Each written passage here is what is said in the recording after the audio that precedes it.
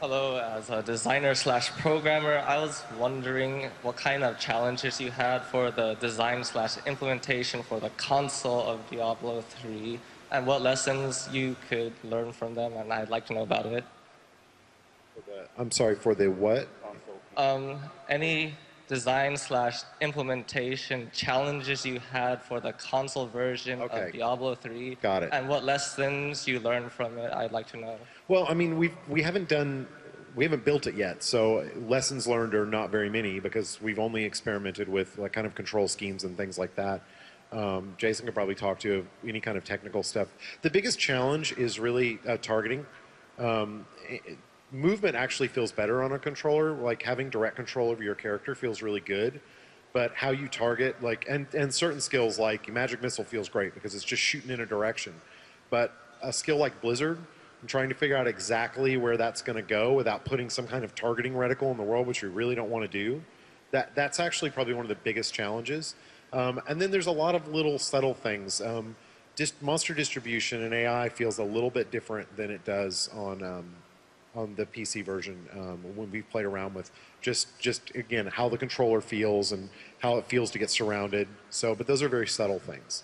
Any technical stuff you want to comment on? No, I think it's mostly that control is king. Like everybody wants a game where you feel like you have great direct control of your character, and that's what we've probably spent most of our time experimenting with, and trying to make sure that that gets right on the console version that we're playing around with.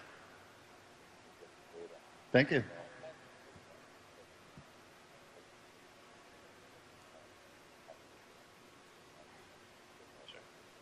Oh, hey guys. So I think I speak for everyone here when I ask, can we get some beta keys?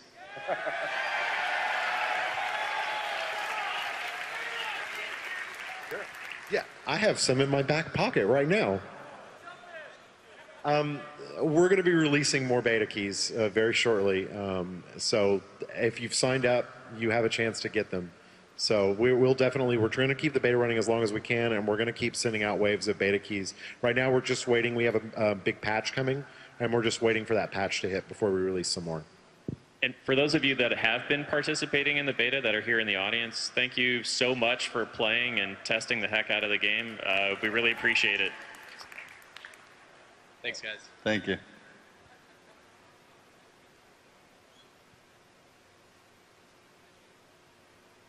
Hi, I went to the sound panel yesterday, and they told me to come to you guys and ask you if you could make a level that would incorporate the sound effect of a pig playing a guitar.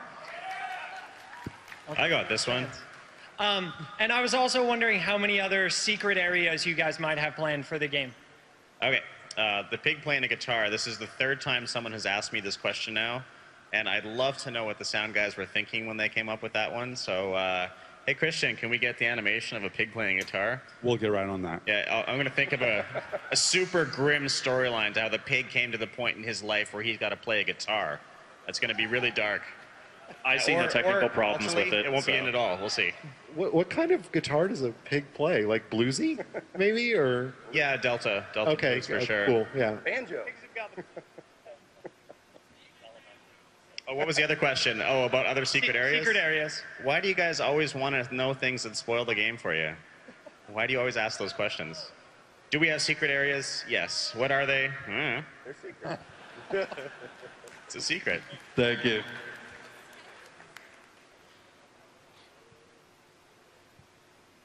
Hi. Thank you for making followers endgame viable. And there were some builds in D2 where the mercenary was your main source of damage, like a Singer Barbarian. Will those be viable, builds be viable in D3 as well? Where I'm sorry, that the hireling was the Your main? follower is the main source of your Okay. damage. I wish Wyatt was here. He would probably be able to answer that. My guess is, I don't know. I honestly don't know whether that's the case. We haven't really done enough. Like we changed over to make followers viable very recently, so we haven't played with them in the higher difficulties that much.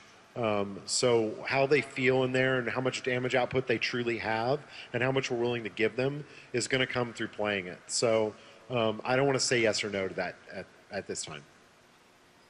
Thank you.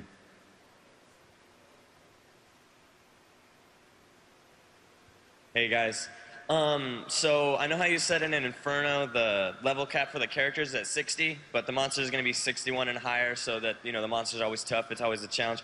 But eventually we are going to beat it. I was just wondering if there's like plans or groundwork for like a super dungeon or like a new Uber Tristram type thing, maybe. Well, I'm sure if you guys get really bored and don't want to play the game anymore, we'll try to do something. But right now we're more focused on getting D3 done. So we haven't really thought what we do beyond that. But I can promise you, if you guys destroy Inferno and you're just sitting around on your giant mounds of totally not ill-gotten loot, then we'll do something about it. Thank you.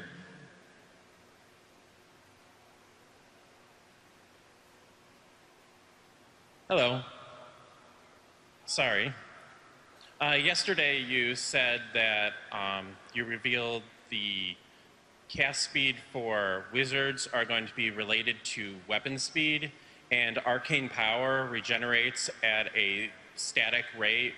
So let's say when you run out of arcane power, you only can cast one meteor every 4.8 seconds.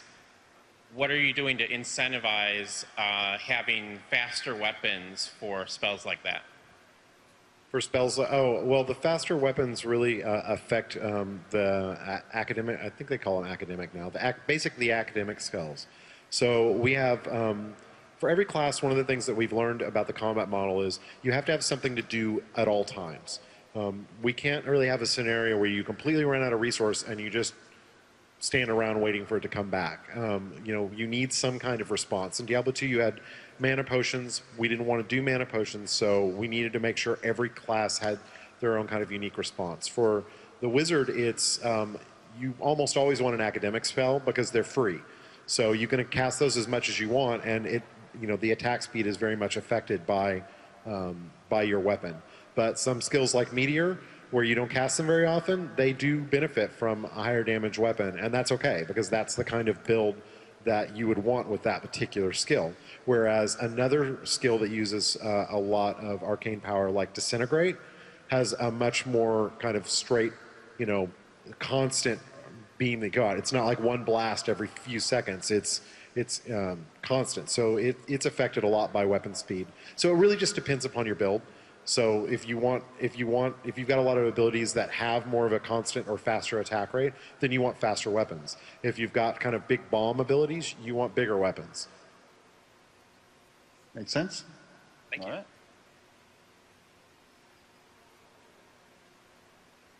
Yes, I had a question about the authentication system. Being that Diablo 3 is doing the actual bank accounts, per se, the authenticator is going to be linked to Diablo 3 like they have been for StarCraft 2 and WoW. Yes.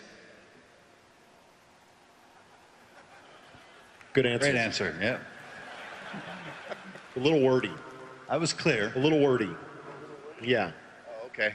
He wants to give it a little bit more wording. So, I mean, I'll give the line. No, I was joking. Oh, one word. Oh, okay. A little wordy. Oh. I was making fun of you. He's a VP. He'll have me fired later. Hey guys. So in the panel yesterday, it was mentioned that people played with the skill menu open so they could swap between active skills, and then it may be locked during combat in some way. Has any thought been given to opening more skill slots or letting players set loadouts in town and then switch between that on the fly so the skill menu isn't used or needed? So more skill slots, no, absolutely not. One of the things that reasons why we have limited the skill slots is it creates more build diversity. It forces people to make hard decisions. A lot of the things, we made a lot of changes to the skill system and fairly radical changes from Diablo 2. And so one of the examples is the removal of skill points, which used to be a hard decision that the player made. So we didn't want the player to not have hard decisions. So, we changed those hard decisions from being skill point committal, which did force a tiny small number of skills already, to just capping the number of skills that you have. On the loadout idea, we get that suggestion a lot. It's not something we do for core release, but we can see maybe there might be use for it. We're happy to kind of let the game go out without that feature and see how much need there really is for it. And if there is, we'll consider it for the future. Thank you.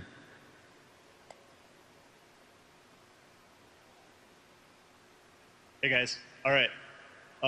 During the character design process, were there any characters you might have taken out of the game or rolled into any currently existing characters in D3? Yeah, so there's a lot of iteration that we do when we do the character designs and even the class design. So there's definitely a lot of versions or a lot of sort of small ideas we had that we really loved. And we're sort of saving those for later. It's a very collaborative process, so the entire team gets involved, you know, and we really sort of shoot ideas back and forth. So there's definitely a lot of stuff that we sort of get out of that. And some of it is too awesome not to use at some point. So we definitely have that, yeah. Thank you.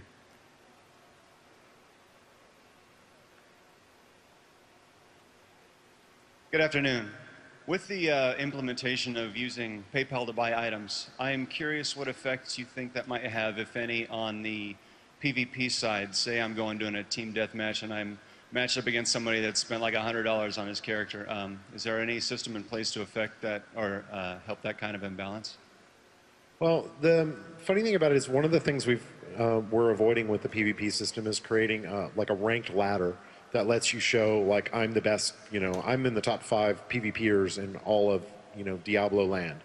Without that, all you're doing when you buy better equipment is just changing your hidden ranking, which is changing the quality of the players that you're fighting against or the quality of the items that they're fighting against. So it really doesn't give you a ton of benefit that you're going to see. Our system is going to be much more of a progression-based development system where the more you play PvP, the more progression you get. So it doesn't really matter if you're playing it at level 30 with crappy gear or you're playing it at level 60 with ridiculous awesome gear. Your win rate will speed things up primarily, but having better gear just makes you feel more awesome, but it doesn't actually truly affect the outcomes of the games because of the hidden ranking. Thank you.